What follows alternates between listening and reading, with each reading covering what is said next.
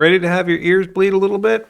Great. So how does this really work? Well, authoritatively, if you go at the very top level, you've got the Secretary of Defense, right, and the DepSecDef, and then you have the three secretariats, Department of the Air Force, Department of the Navy, Department of the Army, and then underneath them, they each have a chief of staff, right? So the chief of staff of the Army, the chief of naval operations, commandant of the Marine Corps, chief of space operations, chief of staff of the Air Force, and then you actually have all the forces below.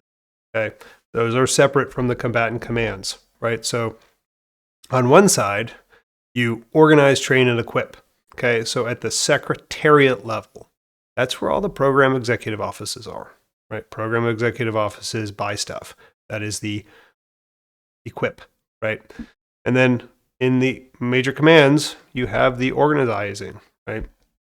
You actually put people, U.S. citizens in uniform, right, sworn in, into organizational structure. So your 18th Airborne Corps, your different fighter wings, your different Navy ships, right? You actually put them there. And you have to train them, obviously. So each of those groups have their own training organizations. And so underneath those chiefs of staff, underneath those each service organizations, you organize, train, and equip. You build them into, quote, force structure.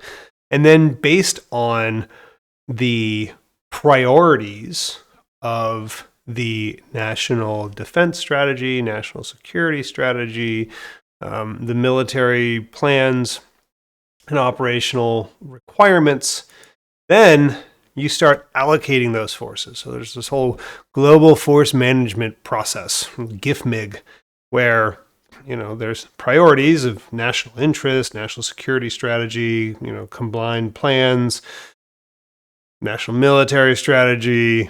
All that filters down into the military planning and execution process. And really all that means is like, look, there's only so many people in the military. There's only so many boats. There's only so many planes, right? There are multiple combatant commands. Let's be fair. The different combatant commands are not created equal. There's priorities, right? You can kind of guess what the biggest priorities are right now. And so based off of what those combatant commands have issues with, right, what their current mission requirements are, they all ask for forces, right? There's a request for forces from the combatant commands to the services. Services then kind of do their rack and stack and their prioritization process, and then they put their forces, right, the different people they have, on these like deployment cycles, right? So how many wings and brigades and fleets are being allocated to different geographies at any given time. And there's a whole process and timeline, right? You can only have people deployed for so long and away from their families. It's a really complicated process. A lot of people inside the Pentagon doing all this work. Fantastic.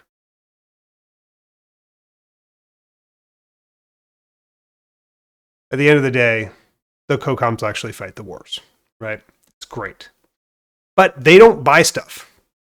COCOMs have a lot of needs, right? They have all these people, right? They're actually fighting the wars. They have the command authority to go do stuff. So at a very tangible, very far forward at the edge level, they have the most tangible need, right? They are the ones on the very front lines. The military personnel that are assigned to them are on the frontest of the front lines, right? Those are the folks who are actually touching the problems. But COCOMs don't get really budgets for buying stuff. That's not their job because they are not organizing, training, and equipping, right? That is the services that do that.